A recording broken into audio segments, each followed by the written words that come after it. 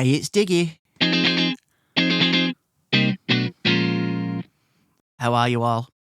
Got 2 stories for you this week. Let's start with the dog story. That's what I've been calling it in my head. I've been trying to remember it, actually, because I wrote this story down ages ago. Probably 2 months ago. So I'm going to try my best to remember it. It was very brief. It wasn't anything huge. But it was a very unusual story. For those of you that are not initiated, this is a tram story. A tram story is the crazy stuff that I have seen happen on a tram, which is surprisingly often.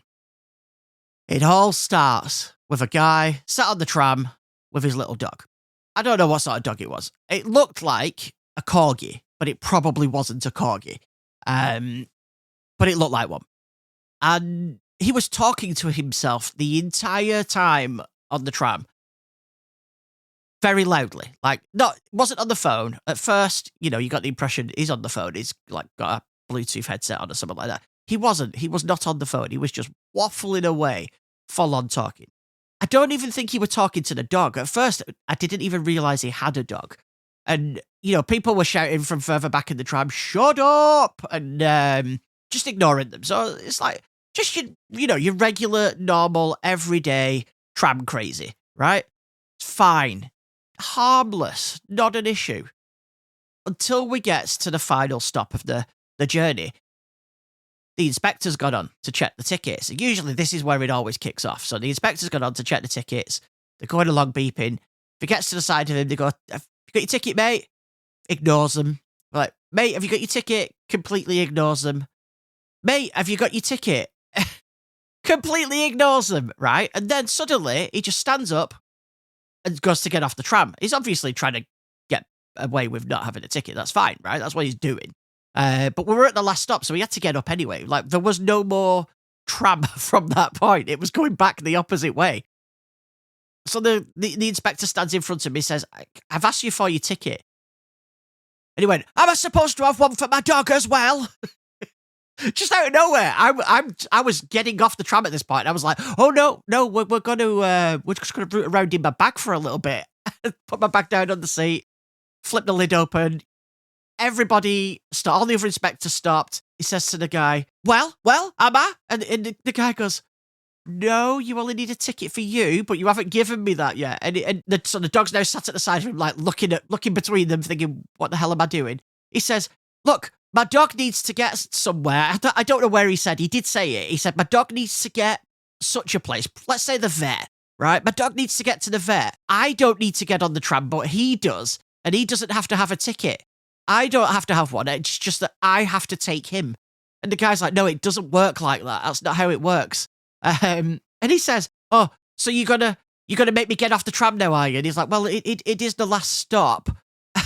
So yeah, you do have to get off." He said, "I can't believe you're going to make him walk." to the little dog. He points at the dog. And the guy goes, "What are you on about?" And you could tell he was losing his temper at this point. He said, "Can't believe you're throwing me off the tram." Trying so that everybody could hear. He says, "Can't believe you're throwing me off the tram and you're going to make this poor little dog walk." And the inspector just lost it. He went, "Well, just pick him up then." And he reached down, grabbed hold of the dog, picked him up and shoved him in his hands. He went, "There you go. He doesn't have to walk now, does he? Don't be so lazy." And then they just started having this blazing argument. And I'm like, all right, I'm leaving. I'm not hanging around for this because this is going to turn into something else. So I bolted out of there. I was like, I'm not hanging around for this. I have no idea how that ended. But the guy was basically trying to say, because he was the dog's carer, he doesn't need a ticket. It's the dog that needed a ticket. And dogs don't need tickets, so it's okay for him to not to have one. I kind of understand his logic, but it didn't work. It didn't work in the slightest. And then in that same weekend, it was my daughter's 12th birthday. She's 12. That's insane. She's 12. She's not a teenager yet, but she might as well be. She's not moody, but she has a moment where she could be crossing into that category of moodiness is best way of putting it. We got her a TV. Both of my children have never had their own TVs in the rooms before, and she had no idea it was coming. We managed to keep it completely a secret. We'd had it for ages. We bought it before Christmas because originally we were thinking a Christmas present. But because her birthday is so close to Christmas, it's always hard to decide what to give them. But no, we decided to get her a TV. And she's still bewildered to this day that she's allowed to just put on and watch whatever she wants. We've taken most of the restrictions off in terms of content because she's quite sensible in what she wants to watch.